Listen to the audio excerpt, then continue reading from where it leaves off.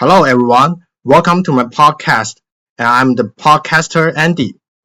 Today, I'm going to talk about the play called 12 Angry Men, written by Reginald Rose in 1954. This play explores the jury deliberation in a murder case in New York City. A jury of 12 men would decide the fate of a 16-year-old boy accused of murdering his father. In the beginning, 11 jurors except for Juror 8 voted the boy guilty because of their personal biases, but through Juror 8's analysis from time to time, he managed to convince the other jurors by himself, and the boy was found not guilty in the end. In this podcast, I will focus on the idea of individualism to examine the play and analyze how Juror 8 succeeds in convincing others, with real-life examples to show whether it is realistic for him to do that. Now, I cannot wait to share my ideas with you, so let me start this podcast. If you are interested in my podcast, please subscribe to my channel. This is really important to me. Thanks. Welcome to the first part. In this part, I would like to share 3 quotes that show how he convinced the other jurors step by step. And the first quote I chose is on page 18. This quote is about Juror 2 and Juror 8 arguing about why they voted the boy for guilty or not guilty. From the statement of Juror 8 in this quote, it is clear that Juror 8, as the only one who always considered that the boy was not guilty before any clear evidence was found, adhered to the principle of innocent until proven guilty. This was also an important reason why he could remain calm and analyze rationally in the face of doubts of other jurors. By contrast, Juror 2's response seemed much more flustered because he could not give a reasonable inference to prove the boy guilty. For example, his words, "No, nobody proved otherwise," demonstrate how the majority may adopt a position due to their conformity mindset instead of thinking by themselves. This kind of mentality is also a form of prejudice, which is illogical under Juror 8's rational objection.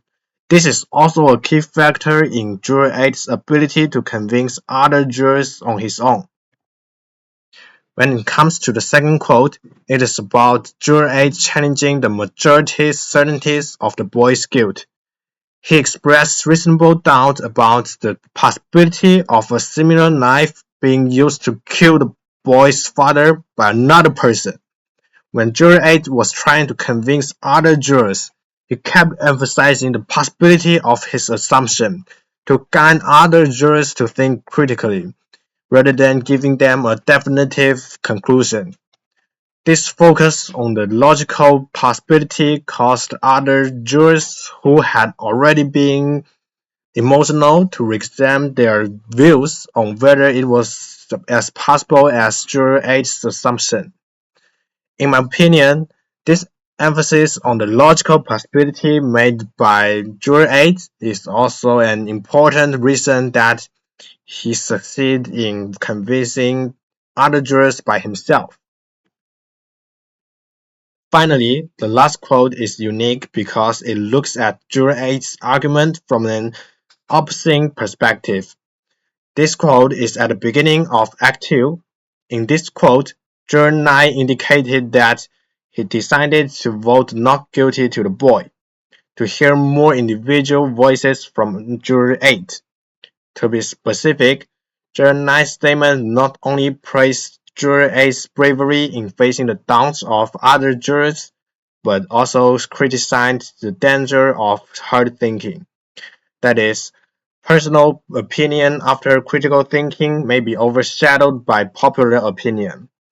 Indeed, in the end, even the truth will be covered up if there is only one voice existing. In this story, one person needed to be brave enough to stand alone to be a pioneer, which can inspire others to reconsider their positions and find their voice. Juror 8 played such a role in this story, and his courage laid the foundation for his success in changing the attitude of jury by himself. In conclusion, it is because of Juror 8's great courage to stand his ground and keep calm thinking at all times that he can change the decision of the entire jury by himself. At this time, some audience may say, "Ah, this is just a story. How can reality be so idealized?" But in my opinion, Juror 8's success is more than just a fictional coincidence. Next, I will give three real-life examples to prove this. And now, it's the commercial time. Do you want to be like Juror 8 and stay calm in stressful situations? Try this drug. It can make you feel refreshed after taking it, and no longer feel nervous. I put the link in the comment area. Welcome to buy it. Welcome back to the podcast. In this part, I will list three successful examples of one standing up, showing that the success of Juror 8 is not just because he was lucky. The first example I would like to mention is Rosa Parks fighting with the segregation ordinance. On December the 1st, 1955, Rosa Parks was jailed for refusing to give up her seat to a white man because of the segregation ordinance. Rosa Parks' act of defiance of refusing to give up her seat to white people was deeply intentional. Her rebellion along against unfair rules resonated with those who supported the civil rights movement. As a result, her activism triggered Montgomery bus boycott, which led to the desegregation of buses. In conclusion, both Parks and Juror 8's stories show the power of one voice. One of the most important reasons why they can succeed is that they had great deal of courage. They have such courage to act as pioneers, to question the ideas of a group of people, or to resist them so that they can get the opportunity to eliminate prejudice and break down injustice. And the next example is the Hinckley case. While working at a small law firm in 1993, Erin Brockovich discovered suspicious medical records in real estate files, showing a link between groundwater contamination caused by a powerful company PG&E and health issues in Hinckley. To protect the interests of the local people, but also for justice in her heart, she worked tirelessly, conducted interviews, collected water samples, and built trust with the community to find more evidence against such a powerful company, PG&E in this case, and all these works were done by herself. Finally, in 1996, the case was settled for $343 million. It also raised public awareness to protect the environment. From my perspective, Brockovich and Juror 8 have the quality of never giving up, which is one of the most important factors in their success, which makes them able to stand their ground under the doubts of others. What's more, they can also find strong evidence to support their views from small details. It is these two key reasons that make them persuasive enough so the power of one voice becomes stronger and helps them succeed in standing up against a group of people who are much more powerful. Finally, the last example now is the fight for girls' education, which is led by Malala Yousafzai. Malala grew up under Taliban rule, which prohibited girls' education. However, her heart still yearned for the right to be educated. So, despite the dangers, she still spoke out on her own, such as writing blogs about life under the Taliban and her desire to go to school, or even stand up openly to the Taliban on TV. In 2012, she was targeted by the Taliban for her activism and was shot in hand by a gunman of the Taliban while she was on the way home from school. After such a dangerous event, Malala has not lost side of her goal to break the injustice of girls' education. To this day, she is still fighting for girls' education to stand up to the Taliban. In my opinion, all the qualities she has are similar to the people in the first two examples and Juror 8. Among them, the most valuable is their courage to resist unfairness. Now, it turns to the last part of the podcast, which is the interview part. It is a great honor to interview my mother. So, could you please introduce yourself to the audience? Hi, my name is Vicky. I'm the Andy mother. Thanks for your introduction. So, now I will ask you the first question.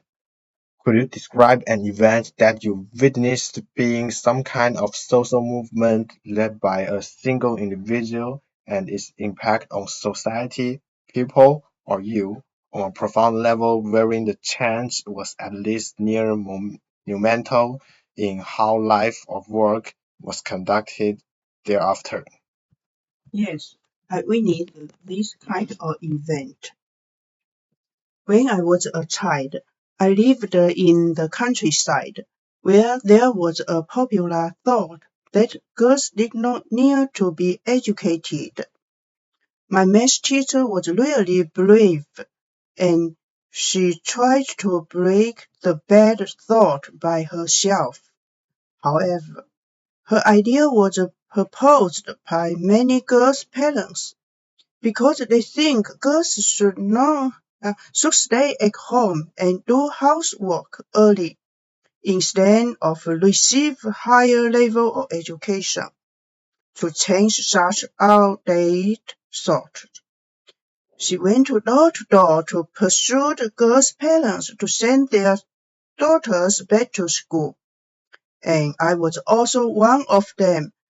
Thought that I could even have the chance to go to the university in the future. My teacher's work has made a huge difference to me and even the whole village since then. More and more girls got the chance to continue to study. Wow, what a wonderful teacher you have met. So, let me start to ask you the second question. If you were the person facing a lot of opposition alone in the first question, would you do the same thing in that situation and why? If I were her, I would do the same thing as her to make more girls get the chance to go to school. In my opinion, the right of being educated for girls is also very important. Only the development of equal education can make life better. Social programs. Yeah, I agree with your point. Now, this is the last question. What qualities do you think are needed in a person who met such situation of advocacy? My math teacher not only had love and patience, but also a strong sense of social responsibility, which makes her not afraid of tiredness. That's all for this interview. Thank you for participation. You're welcome. Do you want to be someone who promotes education like Malala or my mom's teacher? The children in the countryside are still hungry for education nowadays. We now have a rural volunteer teaching program that is recruiting. If you are interested in our program, please call 123 to contact us. Welcome back to the podcast. With the commercial over, it comes to the end of this podcast. In summary, I analyzed how Juror 8 persuaded the other jurors by emphasizing the possibility and his courage and calmness during that kind of situation. In addition, I also gave real-life examples and the interview to show Juror 8's experience can be realistic. So, if you face similar events in the real life, can you muster the courage to stand up? I believe that you can also be brave, rational, and never give up to overcome all difficulties. That's the end of this podcast. Thanks for listening.